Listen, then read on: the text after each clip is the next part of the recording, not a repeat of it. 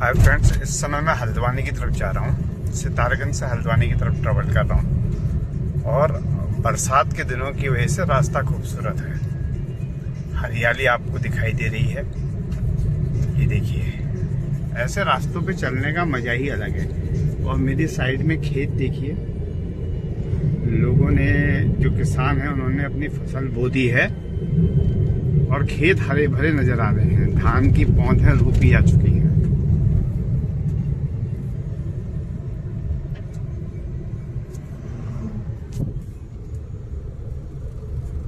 और मैं हूं हेम बुदलाकोटी।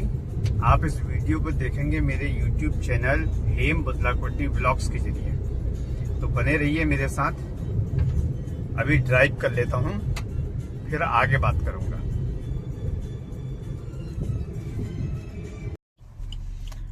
इस समय फ्रेंड्स, मैं जिस जगह पे खड़ा हूं उसे काटबांस कहते हैं और ये सितारगंज का सिटकुल इंडस्ट्रियल एरिया क्रॉस होने के बाद पड़ता है। एक गांव है, खूबसूरत सा गांव है। ये देखिए, खेत खलिहान दिखाई दे रहे हैं और वो उधर जो पेड़ों का जो बॉर्डर जैसा नजर आ रहा है, ये काठ बांस से लगा हुआ सारा जंगली एरिया है, जंगल है। और जंगल से लगा हुआ ये खूबसूरत गांव है।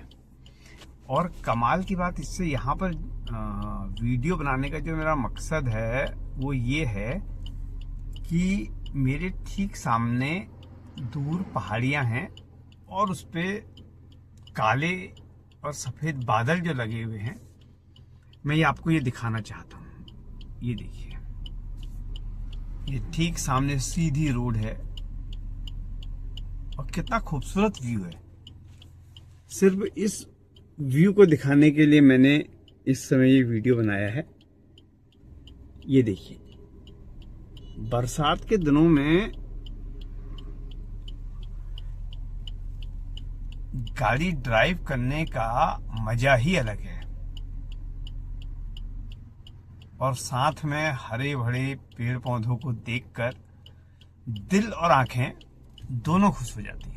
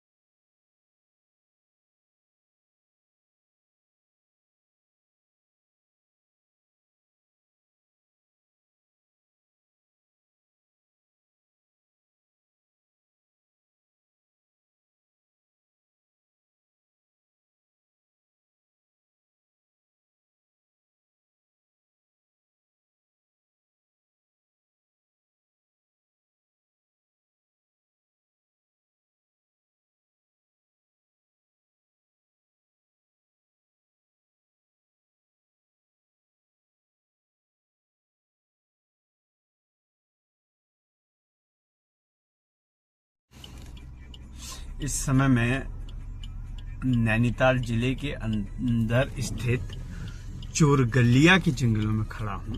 ये बेसिकली नंधौर रिजर्व फॉरेस्ट का पार्ट है और ये हाईवे जो सितारगंज चोरगलिया ग्वालापार होते हुए हल्द्वानी को जोड़ता है, जंगल के बीचों बीच से होकर गुजरता है। नज़ारे बहुत ही खूबसूरत हैं, हरियाली मन को मोह रही है।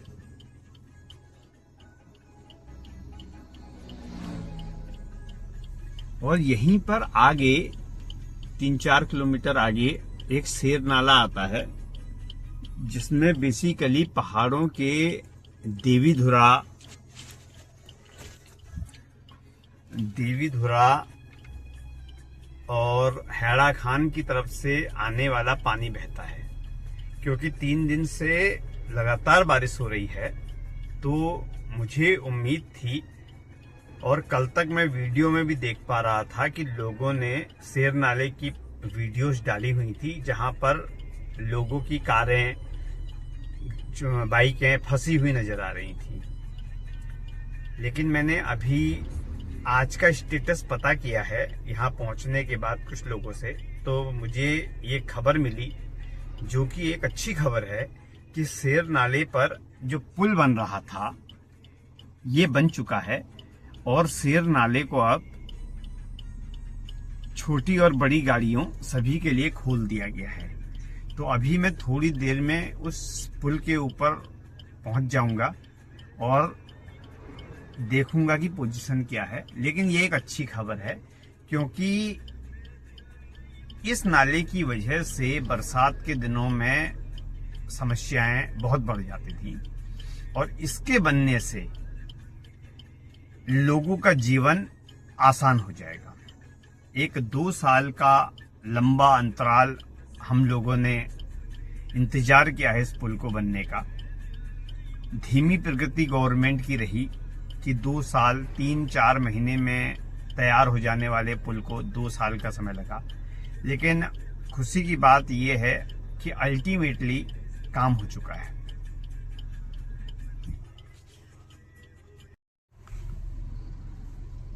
तो बेसिकली शेर नाले की जो खबर मुझे मिली थी कि ये पुल छोटी और बड़ी गाड़ियों के लिए खोल दिया गया है, ये गलत है। यहाँ पर बैरिकेडिंग जेसीबी खड़ी करके की गई है, लेकिन हाँ 2 व्हीलर्स यहाँ से आराम से आ जा पा रहे हैं और मुझे इसी से नीचे को कट लेना है और नदी से होते हुए ही मैं आगे को बढ़ूंगा। तो मुझे लग रहा है कि अभी कुछ दिनों का वक्त कारों के लिए खुलने में इसे और लगेगा। आज पानी काफी कम है, तो आराम से नीचे से निकला जा सकता है। लेकिन मैं एक जायजा ले रहा हूं कि ये सामने से आने वाली कार किस जगह से आती है, ताकि मुझको भी एक रास्ते का पता चले कि कहां से होते हुए जाना है, जिससे मैं इजीली बिना परेशान हुए आ सकूं।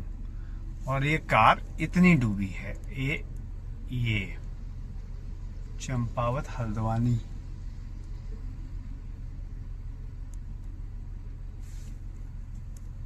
ये देखिए ट्रक भी आ रहा है। इससे मुझे एक अंदाजा रोड का मिलेगा कि कहां से आया जाए, ये समझना थोड़ा सा टेढ़ा काम है। इस जगह पे तो गड्ढा लग रहा है, काफी बड़ा होगा, लेकिन जिधर से कारें आ रही हैं वहीं से आया जा सकता है। मैं भी कोशिश करता हूं इधर से निकलने की।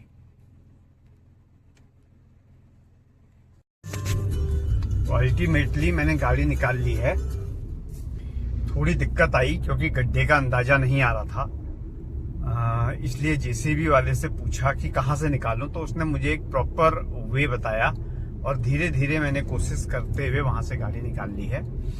पुल लगभग तैयार है। अभी खबर जेसीबी वाले ने दी है, जो यहीं पे काम कर रहा है, कि 8-10 दिन के लिए पुल को पक्का होने के लिए छोड़ा गया है, जिससे कि यह छोटी कारें और बड़ी गाड़ियों के लिए खोला जा सके। 10 दिन का लगभग मैं समझता हूं कि वेट करना होगा। चलिए इस वीडियो में बने रहेंगे। अभी हल्द्वानी की ओर आगे बढ़ रहा हूं।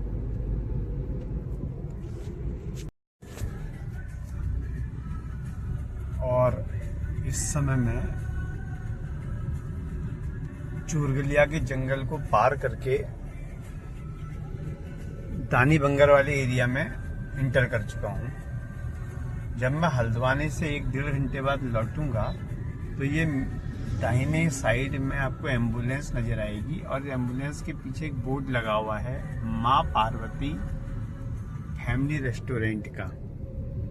यहाँ पे मैं पकौड़ियाँ खाऊंगा। मुझे इसके यहाँ की पकौड़ी और चाय काफी पसंद है।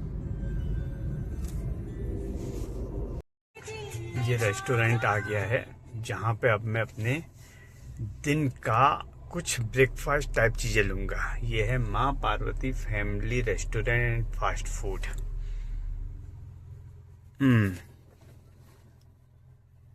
ये लगा हुआ है।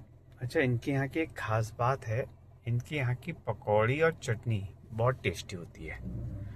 और जिस जगह पर ये रेस्टोरेंट है, बेसिकली ये गौलापार हल्द्वानी का दानी बंगर गांव है।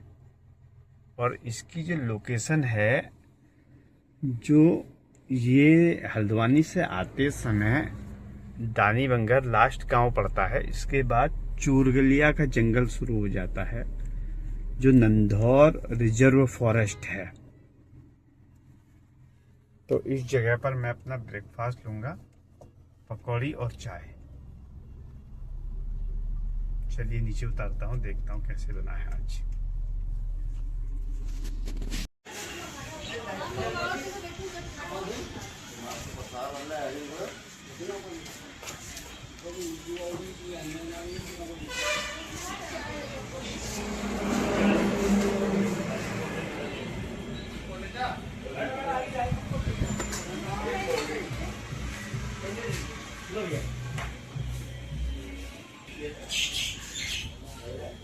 मैंने अपनी पकौड़ी यहाँ पर ऑर्डर कर दी, थोड़ी देर में आती है तो मैं उसे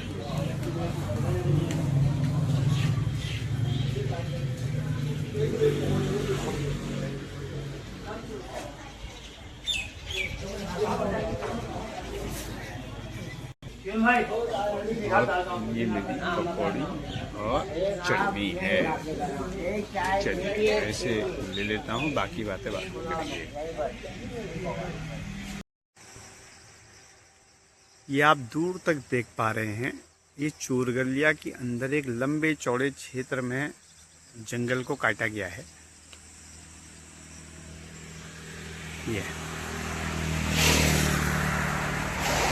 ये सागौन का हरा भरा जंगल था।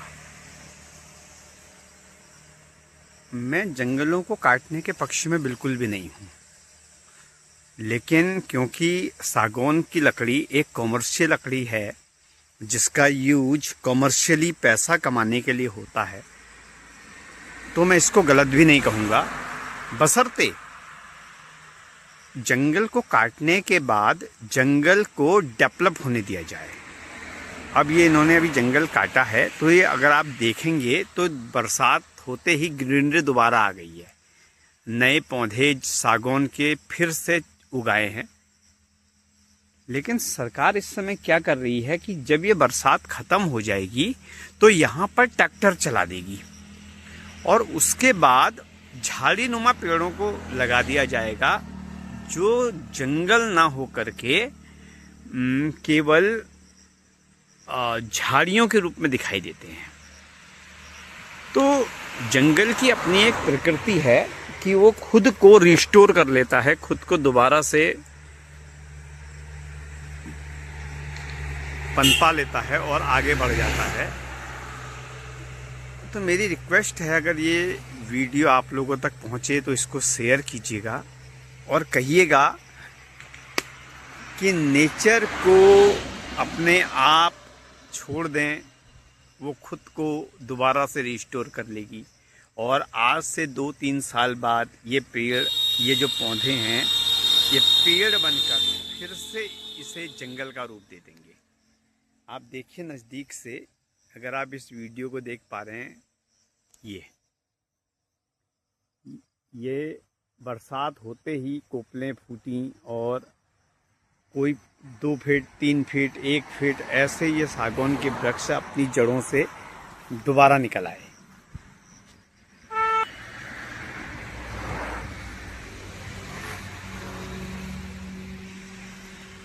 तो वीडियो को बनाने का मकसद यही है कि जहाँ कहीं भी पेड़ काटे जाएं, उसके बाद उस ज़मीन को पहले तो ऐसे अननेसेसरी ना काटा जाए, और अगर काटना ज़रूरी है तो उस ज़मीन को खुद को रिस्टोर करने के लिए छोड़ दिया जाए। हमें प्रकृति को बचाना ही होगा।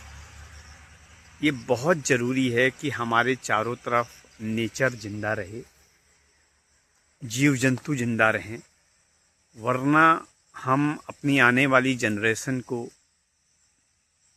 कंक्रीट के जंगल के अलावा कुछ नहीं दिखा पाएंगे। तो मेरा ये मैसेज है आप सभी के लिए, इसको शेयर कीजिएगा और इसे एक अभियान समझकर आगे बढ़ाने की जरूरत है। धन्यवाद।